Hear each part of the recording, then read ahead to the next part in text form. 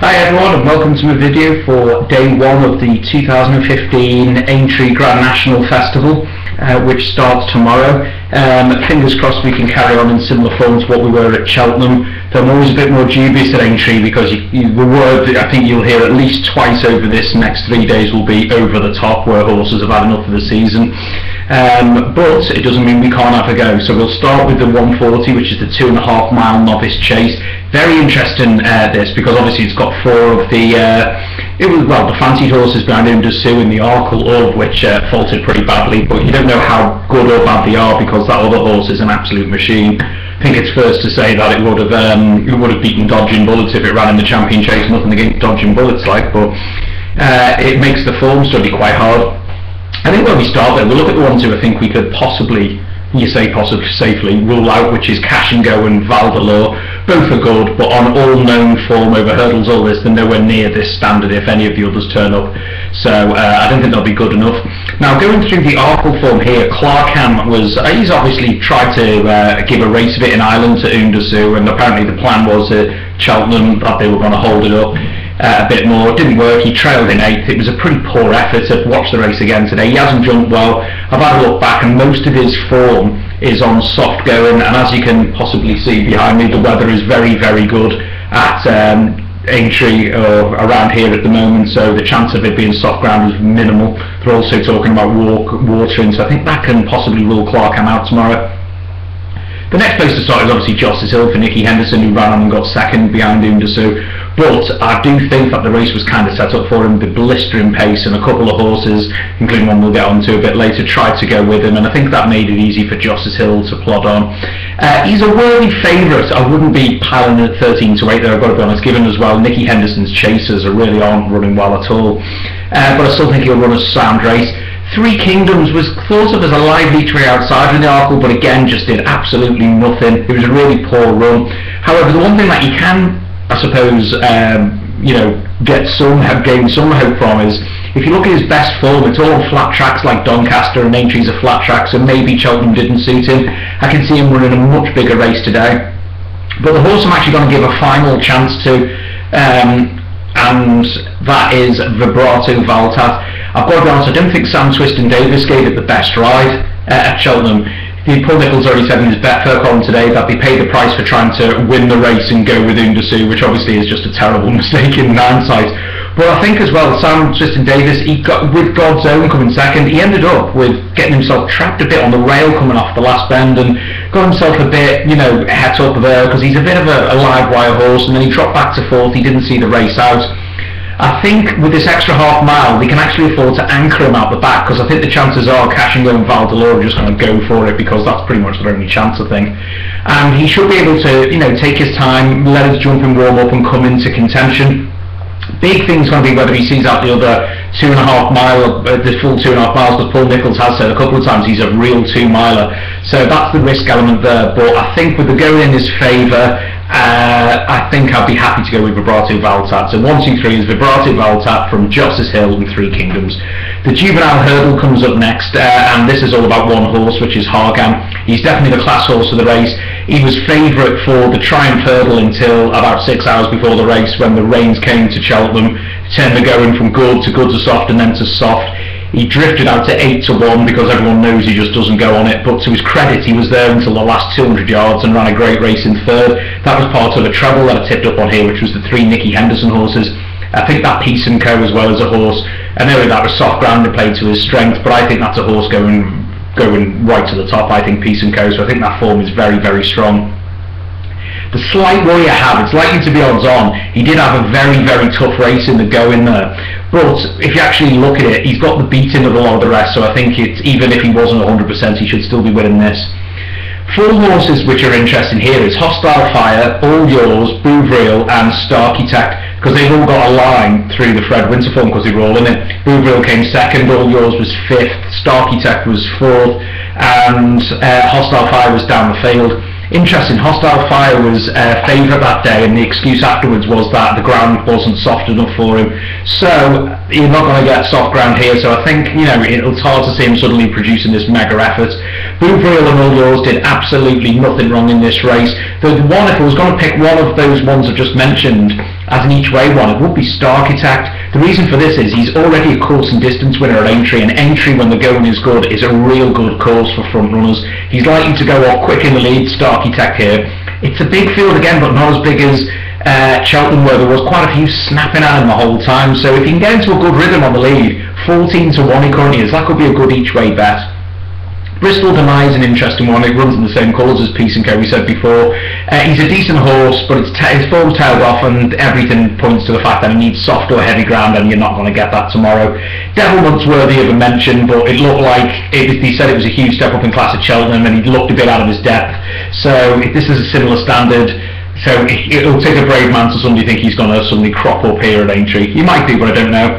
If you're looking for an each-way bet in the race, for me, the horse I would look at is the mare in the field, which is Intense Tango.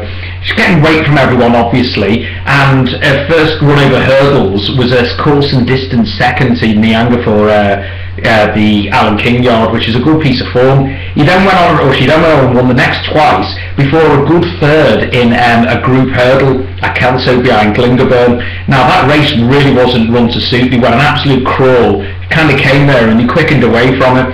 It goes well fresh and has been kept well fresh since then, missed the festival, and I think there's more to come here. That horse, I'm actually looking now, you can get 16 to 1 in the place. I think that's a good each-way bet, I've got to be honest, and there's some good each-way money there, but in terms of a win, it's hard. You can't look past Hargam, so Hargam for the win. The 1, 2, 3 is Hargam from Intense Tango, and I think it's worthy of a mention for Starkitect as well. The Betfair Bowl is a terrific renewal this year, and many in the chances. The ones who I think I'm going to put a line through to start with is the likes of Vukova and Ballynagore. They're good in their own right, but they've had injury issues, they've got the quirks, and it's a massive shot in the dark to suddenly think they're going to be up to this class, which I don't think they're going to be. Menora has run some good races in course and distance, but I just got the impression since he won the Charlie Hall, he's just not been in his best this season, and the similar comment applies to Smad Place, who's shown some decent bits of form, but consistency's not his strong suit. And no, I just think there's some stronger horses in the lineup, but they're worthy of an honourable mention. But the 1, 2, 3 I'm looking at, the first place to obviously start is Holywell for John Joe Neal. He's a course and distance winner, and his fourth in the Gold Cup reads very well. The two niggling issues that I've got here is, one, he took a really heavy fall here in December, and I'm a big believer in horses, remember. And I was actually at Aintree that day, and it was a really big fall. I remember at the time thinking, oh god, it'd be good to get up from that, and luckily he did. Plus, that Gold Cup, with the way Coney Gree attacked that race, I think it could turn out to be a decent race, and that was a tough race for everyone in behind, because he had them all scrubbing along from miles out. He's a horse that doesn't stand up to much racing, and that was a tough race, so he's got every chance of winning, but at around 5 to 4, that's plenty short enough for me. Martha Lur is proven to be a spring horse. She won the Topham last year doing handstands, absolutely no problem at all, and last time out was a really good second in the Ryan Airborne, but the way the race panned out, it looked like she needed further because Usi Zon drove quick and clear, and she carried on all the way to the line. So this step up to 3 mile is logical. It's just a case of whether it's a case of, is she good enough to go and handle the protagonist. I think she could run a really big race of getting weight. The horse I'm going with though is the one I'm going to give another chance to, and that's Silvaniaco Conti. Obviously really fancied it for the Gold Cup. Bear in mind there was excuses the last twice why he didn't run well at Cheltenham. There was no excuses this time, and even Paul Nicholls said it just looks like he doesn't handle Cheltenham. Now if you want to take that into it, he's conclusively better on a flat track, and he's proven it because he's won this race here before, and he's run a novice chase over 2.5 mile here, so he does like Aintree. The good thing in the Gold Cup, what Noel Philly did right, he was eased when beaten. He dropped back, he didn't carry on beating the horse. If you watch it, and I watched it again today, he just eased right off, and straight away they were talking about, Aintree or Punchestown. I think the chances are he could even get an easy lead here as well, because there's not too many who like to bowl along. And the one for me, he's currently 100 to 30 best price with Bet365 at the moment.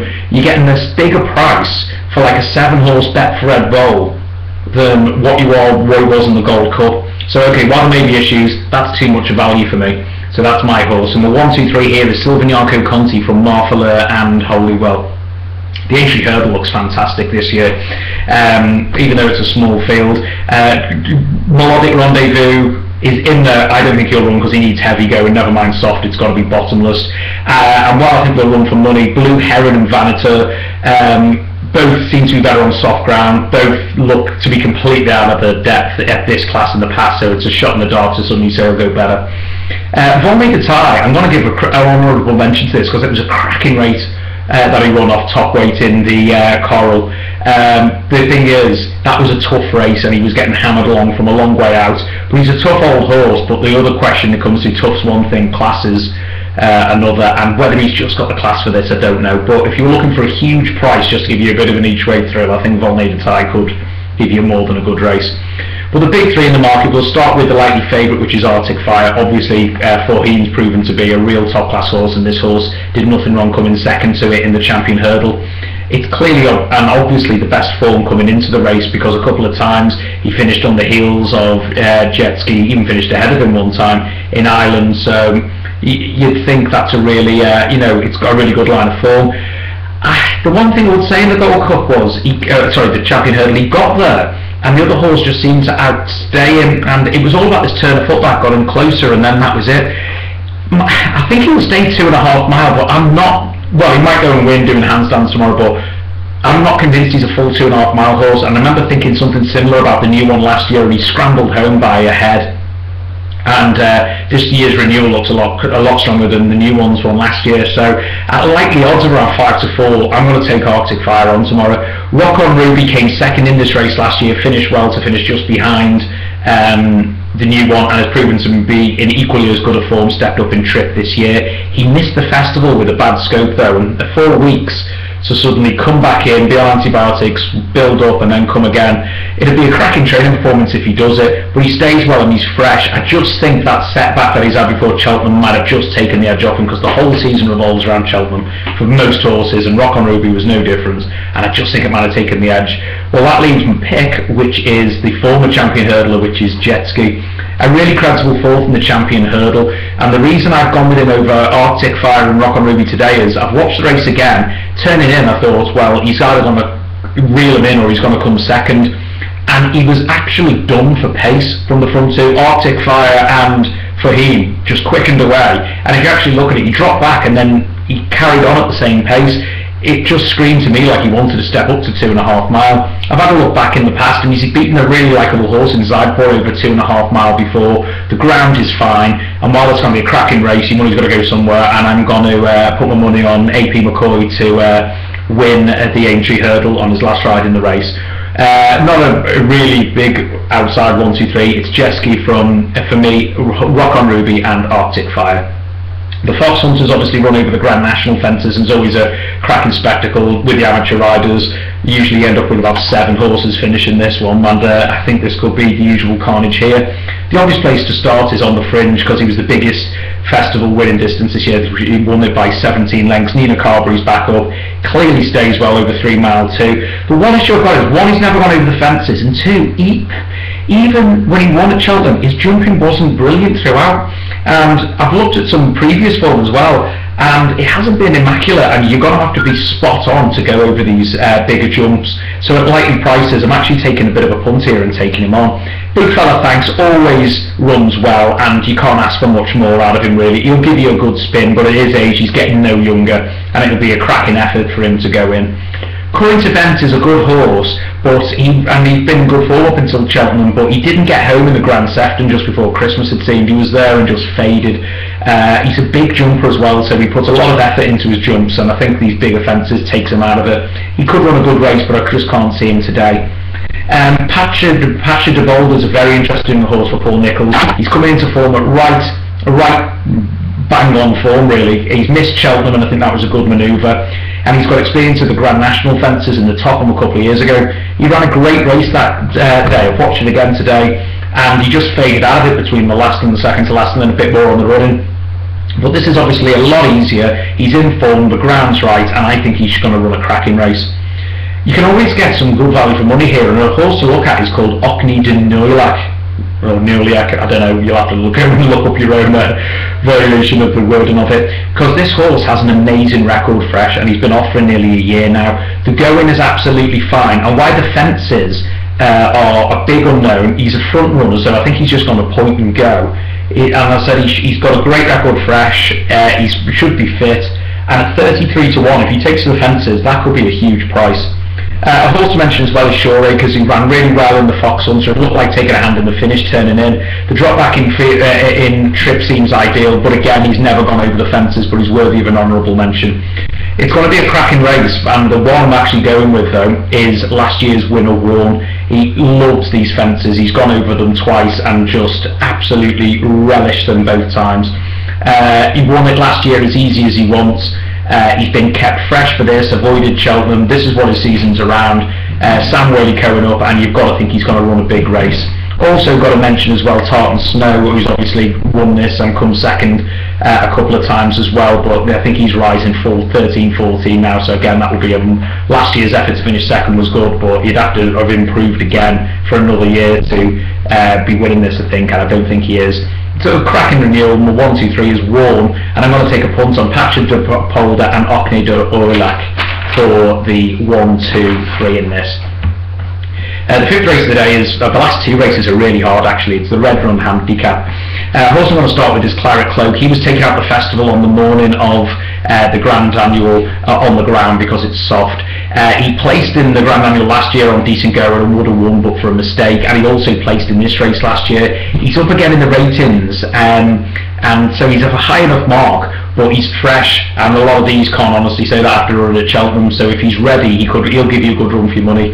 Next Sensation, obviously, it was a cracking performance to win at the Cheltenham Festival. I'm just gutted it didn't do it after doing it the year before, but it was more of a training performance to admire that from the Scudamores because it showed nothing, and he brought him there bang on. He charged off in front and never saw another rival. He's on a higher mark now, and my gut feeling on this is saying he was just tuned up for Cheltenham. This is a bit of an afterthought.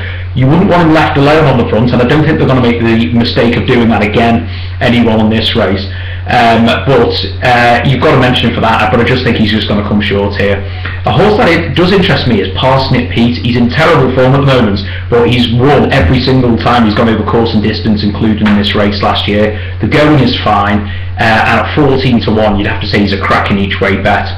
Ned Buntline was favourite for the Grand Annual, and I said at the time he shouldn't have been because he was only this small price because Tony McCoy was on it, but he won a perfectly respectable race in fourth. He runs off the same mark here, and I'm a gut feeling is saying a flatter course will actually suit him more. He's got a great chance, but I still think, like I said in the other video, that his best form is on a lot softer ground. But in the context of this race, there's quite a lot of exposed horses. You've got to be looking at Ned Buntline to be right there. Dresden's interesting because he was still going really well in the Grand Annual when he fell four out, and all of his wins have been on better ground as well, which he's going to get. If he's over his fall, he's got a great chance. The one worry I have is it was an unbelievable fall. I watched it again. He skidded for a mile and got wellied by a load of horses, so once again it'll be a cracking training performance and testament to the horse if he's good enough for this after that fall. Surf and Turf's an interesting one because he goes well fresh and he's really one for the summer jumps. He's got a second to Parsnip Pete, who's considered a course and distance specialist, which reads well, and he has a nice weight, but my question is, does he have the class for this? Well, at 20 to 1 he could give you a good run. It's a tough renewal, but 1, 2, 3 I'm going for is Claret Cloak from Ned Buntline and Parsnip Pete. The concluding 3 mile handicap is an absolute horror story of a race to go through because the form is mixed and matched really. Call the Cops, Unique, Descartes and Tourad Man were all placed in the Pertamps final, and the form is good and no one is particularly weighted to overturn the other. The one thing we'll say about that is that was one of the hardest hurdle races of the festival. They went hell for leather for the whole race there, and I just wonder if the edge might be taken off them. They're all like tying for favouritism, and I don't know, it was a really tough race in my eyes, and so I'm actually going to take a risk and move away from them. Berza Fur came second to Dowland over 2.5 mile at Christmas, and he's actually waited to turn the form around with Dowland, but I just wonder if he's going to be better over 2 mile 3 to 2 mile 5 and not this step up to 3 miles. Dowland I actually tipped up at Cheltenham and he was very poor at the festival, But the one thing I would say as of look now, that's twice or three times now at Cheltenham where I was willing to forgive him that he's just not turned up at Cheltenham. But his Aintree form is outstanding, including that 8 hurdle win at Christmas.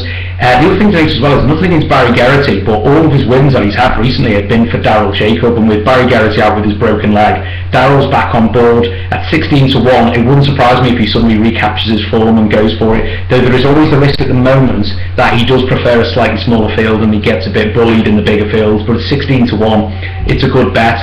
Tagliatelle is an interesting one because he was finishing like lightning in the Coral Cup after being behind early. The step up and trip was really logical. He's on a nice mark.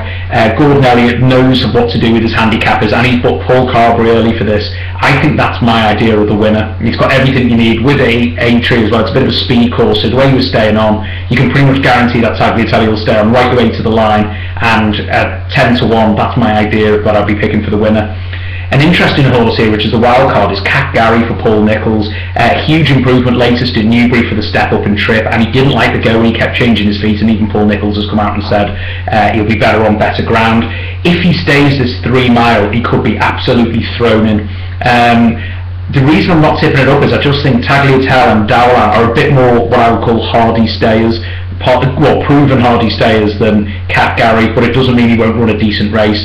Also an honourable mention again for Ulzana's Raid for Alan King. He's a very solid stayer, some cracking form at Cheltenham, but he missed the festival with an injury, and while the ground's fine, to get an injury that close to the festival and then be made for this, I don't like horses when it's like as an afterthought. Sometimes it works, sometimes it doesn't. A very tough conclusion, but my 1, 2, 3 is Tagliatelle from Dowland and Cat Gary. Well, that's all for day one. I hope you get a few winners at least out of there, and stay tuned. At some point tomorrow I'll be putting it up for the Friday. Take care, bye bye.